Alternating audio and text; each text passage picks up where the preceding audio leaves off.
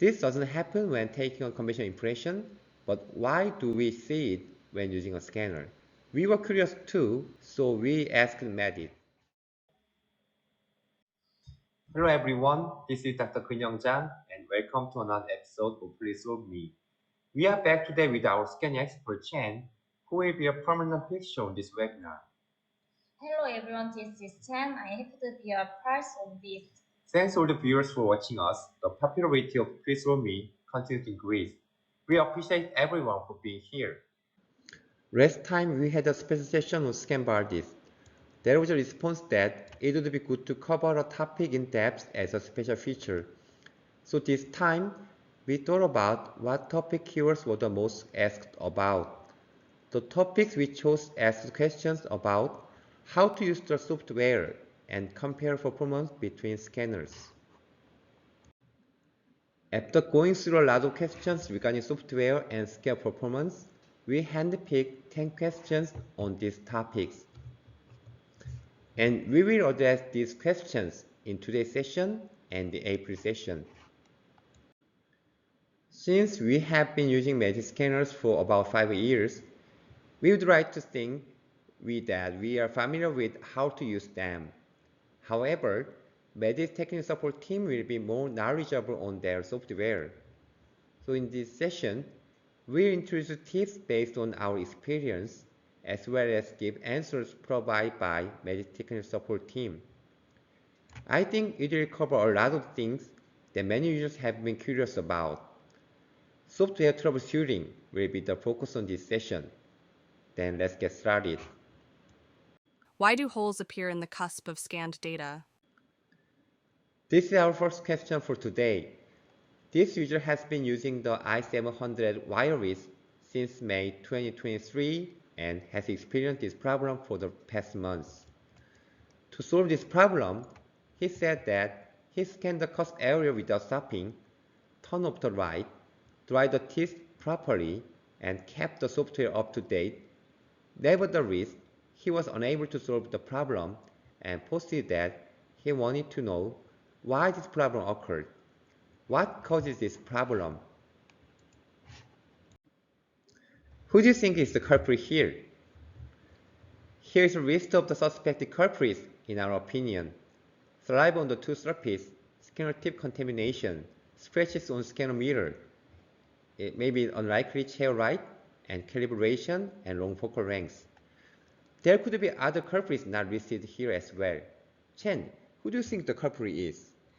When I first saw it, I thought it was due to saliva on the tooth surface. But the user said that the surface was dry, so it seemed that not the case. Later, I suspect that the saliva may have stuck to the mirror during the dry process, not on the tooth. Oh, that's possible. If you keep blowing and drying with a spray syringe, saliva will get inside the scanner, and this may cause some defects in the scan area. Another user's opinion was that this was due to focal length. I want to keep my fault here. Rolling at a uniform distance is not as easy as you might think. I think this problem can be reduced by moving the scanner around the teeth like the moon orbits the Earth. And the user said he has been using a wire scanner since last year. My friend is currently using the i700 and said he did not experience this problem, so he suspected it has something to do with wireless. But I don't think it has anything to do with wireless. Chen, you're a wireless scanner, right? Yes, I don't think this problem is due to it being wireless. Rather, because using a wireless scanner creates a more natural and comfortable motion, I think there is less chance of such a problem occurring. I think so too. As long as the wireless hub is placed in a proper location, wireless scanner may not cause that kind of problem. To confirm the cause, I contact Medit's technical support team to find out what is causing this phenomenon. This is the answer that Medit support team provided. Number 1. Areas such as the cusp or inside the edge of the anterior teeth have a lot of enamel, so they are transparent areas. These areas generate bright light when scanning, and irregular data may be acquired as this light passes through. As some noisy data is filtered out, the transparent part of the tooth appears as if there is a hole. Therefore, we recommend taking scans from various angles. And number two, wired and wireless does not matter. If this was a problem, all data would be compromised, not just a portion of it. In summary, this phenomenon can be reduced scanning from various angles with a uniform focal length to obtain sufficient data. I would like to give a guideline on what to check for when the scan data is not clean. Let's look back at the list of possible culprits mentioned earlier. Listed by subject, it looks like this. Number 1, regular updating of software and graphic cards. And number 2, scanner maintenance. And number 3, scanner movement and motion control. Let's go over each of the subjects one at a time. Number 1, you have to keep up with regular update. Number 2, you have to throw away worn-out mirrors periodically.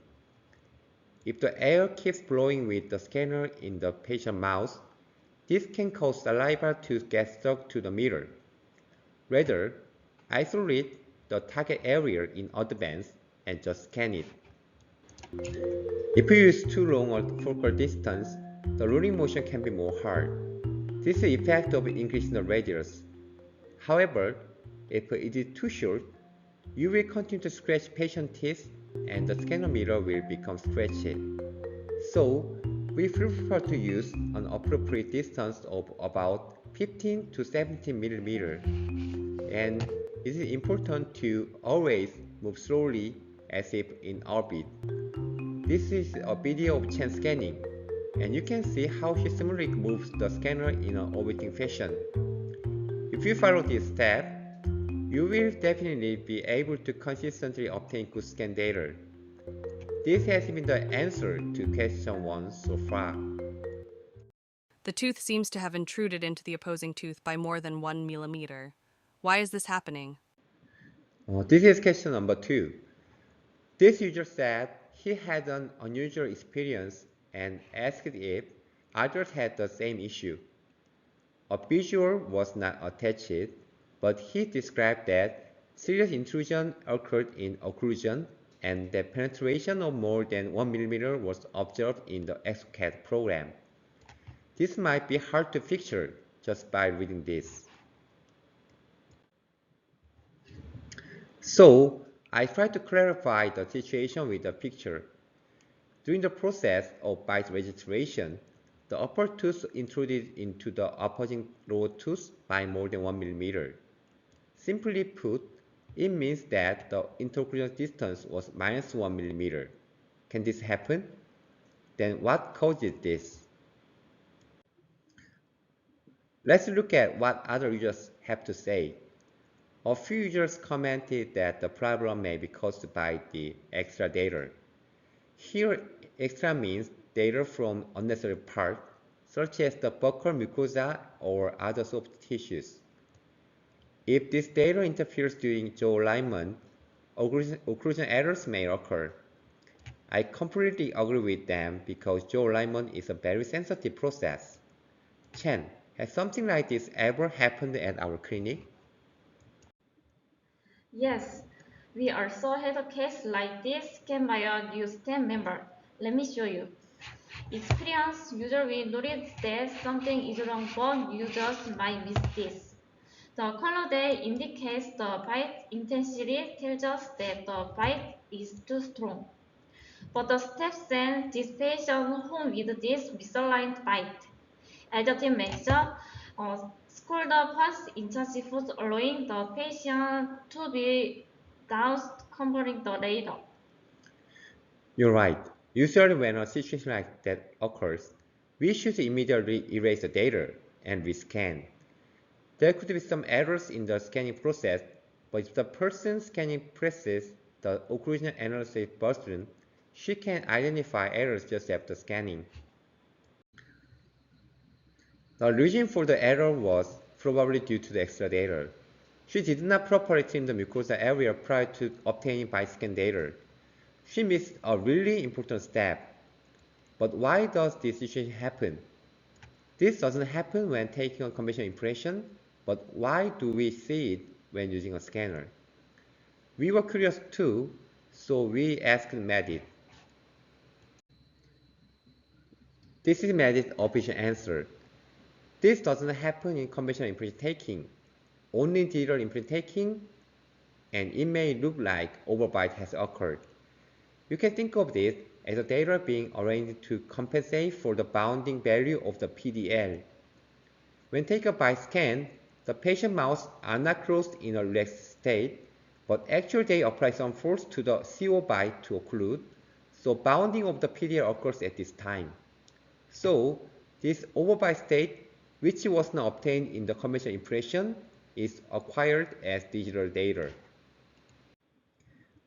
This problem is not unique to Medit, but all digital scanners take this into account and provide scan data of the occlusal state with a certain degree of overbite. By providing various options to adjust occlusion data, Medit has increased user convenience. Honestly, I didn't know this. This means that the fact that the bite comes out deeply must be taken into account when producing the CAD work. I searched to see if there were any journals related to this content. There is a detailed explanation with pictures, so let's take a look.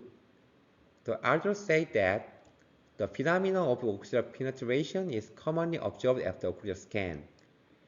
They may result from inaccuracies or distortion in arch scans or superimposition errors and overly tight bite during the bite scan. That's why many scanner companies provide features to correct this. According to a recently published article, the occlusion data obtained with a REP scanner had more distinct data than those obtained with an intraoral scanner. I think this is not a problem with the intraoral scanner, but rather because the conventional impression scan in the REP scanner was obtained with a more consistent pulse. In conclusion, an adjustment process can provide more accuracy, which is consistent with the answer provided by Medit. Therefore, we need to be familiar with the user convenience option provided by Medit and make better use of them. Now let's take a look at the occlusion adjustment option provided by Medit. On the Medit software support website, if we go to the occlusion part in the scan strategy section, we will find a lot of useful information. I would like to introduce the method for occlusion alignment setting that was just discussed in the article. You can optimize occlusion alignment by clicking on the occlusion icon in the preview screen. Also, if you look at the post-processing category in the settings section, you can adjust the indentation level through sliding. By using these options, you can send more accurate occlusion scan data to laboratory. There is another key point. We ensure that the bite strength of the scan data is always checked before the dental technician begins work. If it's confirmed that excessive occlusion has been obtained, the design procedure is started after adjusting to give more interocular space. In other words, the accuracy of the bite is checked immediately after scanning, but also before starting the lab work.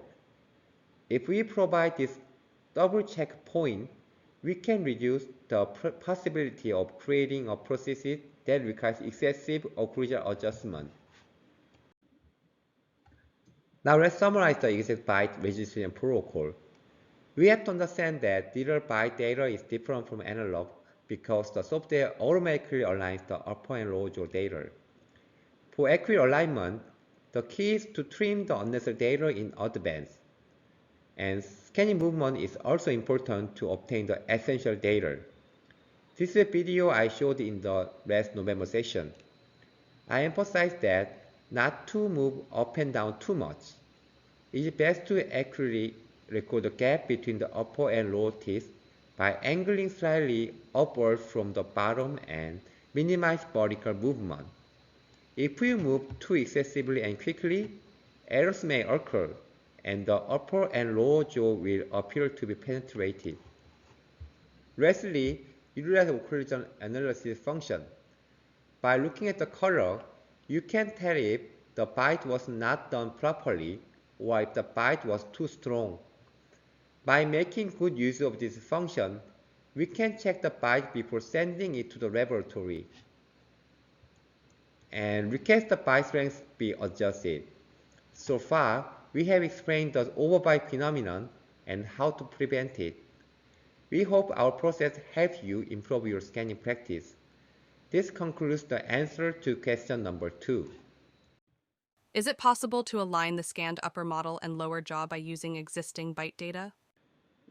The third question was also prepared regarding occlusion scan.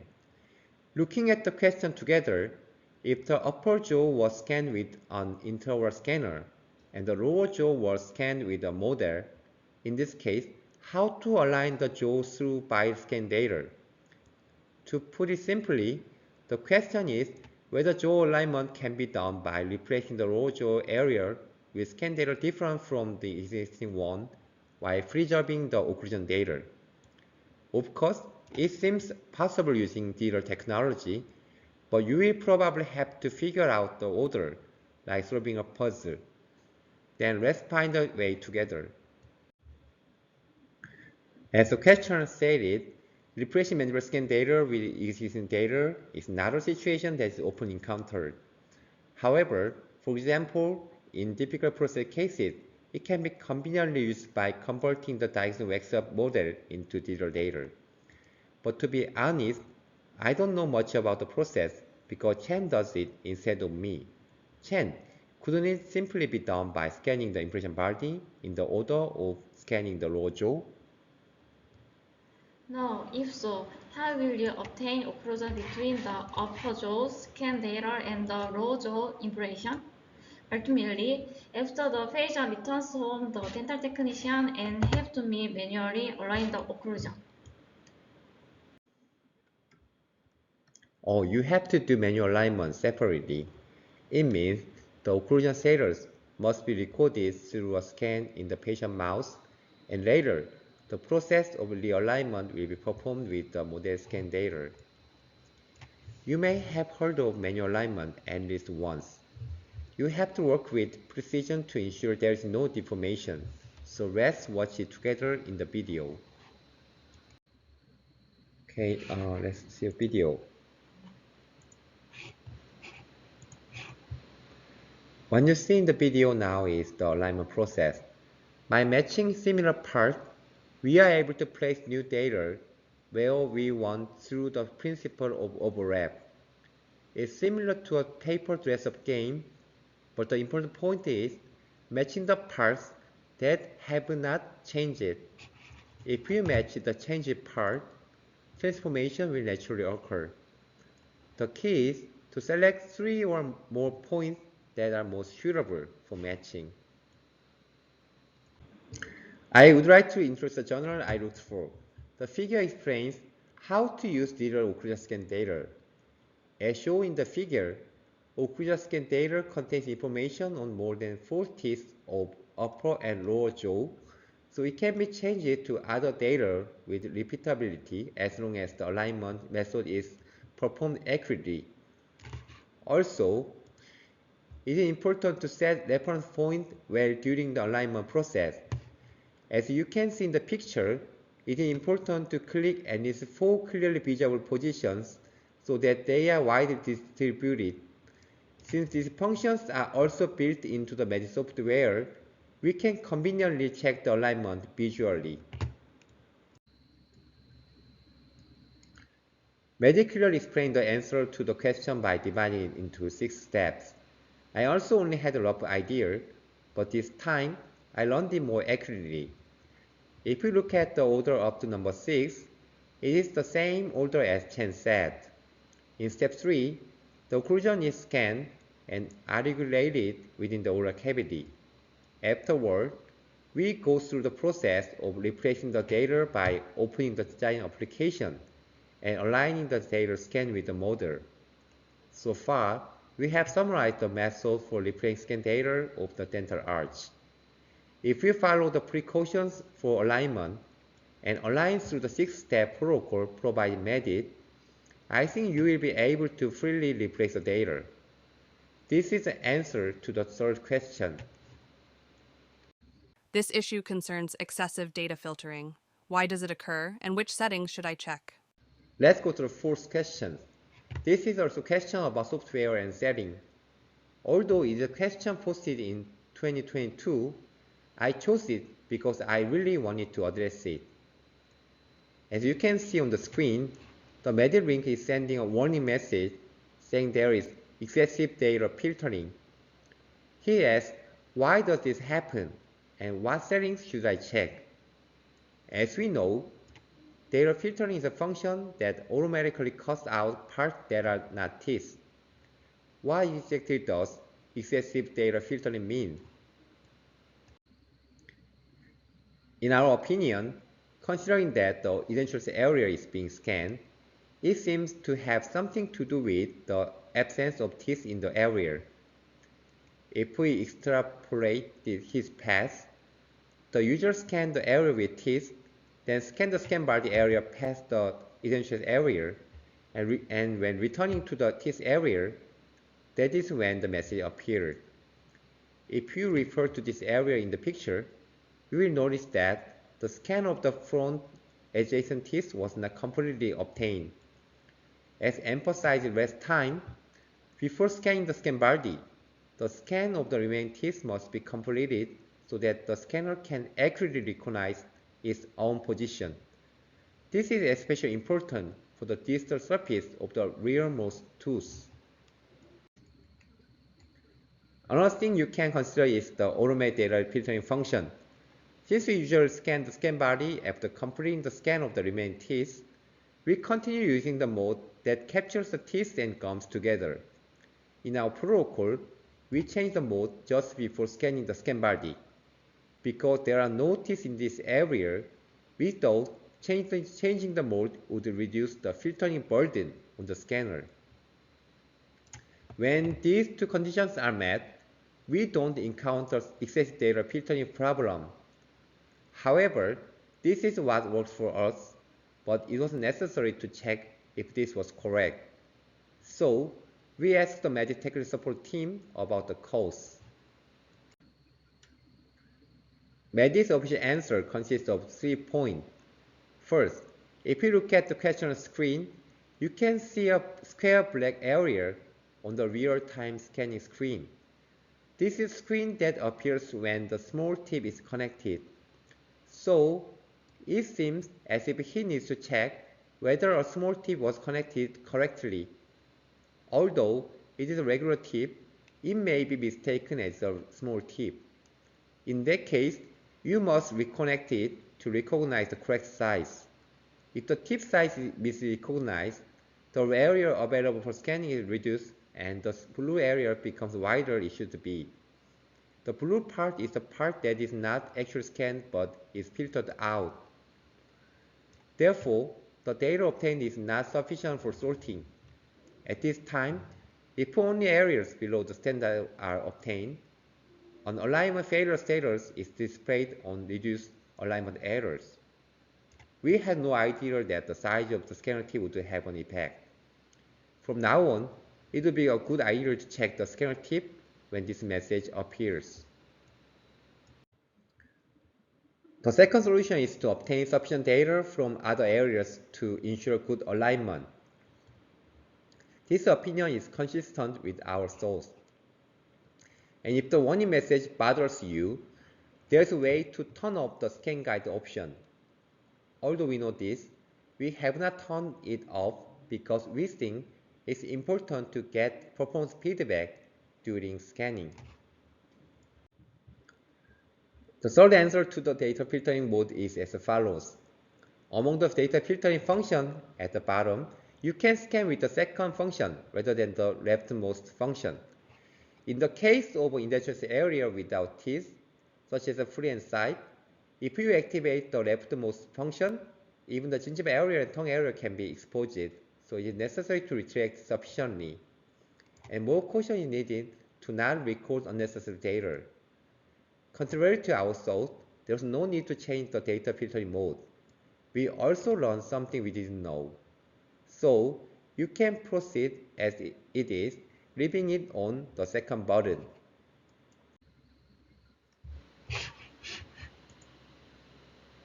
What we want to emphasize once again is that the scan sequence is important when there are scan bodies. Don't forget this order, teeth before the scan body. Okay, it cannot be emphasized enough to completely scan adjacent teeth first. If you remember this rule, you will be able to reduce excessive data filtering. Up until now, this was the answer to question number 4. Why didn't my glove get color filtered automatically? This is the last question of today's session. He asked why the glove did not filter automatically, expressing his frustration by saying why the hair. It is said that this problem is happening more recently. Looking closely, the color of the unfiltered glove is green, not a typical color. Could it be that the glove color suddenly changed? Chen, does the scanner automatically filter out green gloves? Of course not. When a new color comes, you have to register it, which applies to green as well. Okay, there's something I was curious about. Does the scanner automatically filter out the most typical neutral glove colors like sky blue? As far as I know, every color needs to be registered colors in order to use the smart color filtering function. At our clinic, when new gloves are introduced, we always go through the registration process because there are slight differences between breeds, even if they are similar sky blue. Oh, I think you are right. Of course, the range of blue can be recognized and filtered out, but we want a more accurate filtering function. I asked Medit's technical support team about why that happened to the questioner. This was Medit's response. There are no colors registered as default. All colors can be used after registration, and you can register up to 3 colors of your choice, but achromatic colors are not recommended. For example, ivory and black. In the case of the questioner, it is possible that the corresponding color has not been registered, or that it has been registered, but the function has been turned off, so it would be a good idea to check. So it means basically there are no default registered colors. Thanks to the hard work of our staff registering on my behalf, I have never experienced this problem. So each color must be registered accurately through the smart color filtering function. Up until now, this was the answer to question number 5. We have covered 5 questions about software so far. Let me summarize what we did today one more time. Number 1. To prevent holes in the ocular surface, scanning from various angles is recommended. Number 2. Overwhite phenomenon is a natural phenomenon in digital scanning, and we can use the option to adjust it. Number 3. You can use the manual alignment function to realign the upper and lower jaw, which is available within the Medit program. Number 4. Excessive data filtering can be prevented by sufficiently scanning the teeth before scanning the scan body. Number 5. Smart color filtering function. Gloves of all colors must be registered in advance, and if it does not work properly, you must check whether the function is turned off. I believe that through today's webinar, you will have a clear understanding of occlusion and data filtering functions. The remaining 5 questions are about crown margin scanning, undercut analysis, and scanner performance comparison. We will come back with good answers in the April sessions. This wraps up today's webinar. Thank you for being here. Our next webinar to be held in April. We hope to see you next time. Thank you.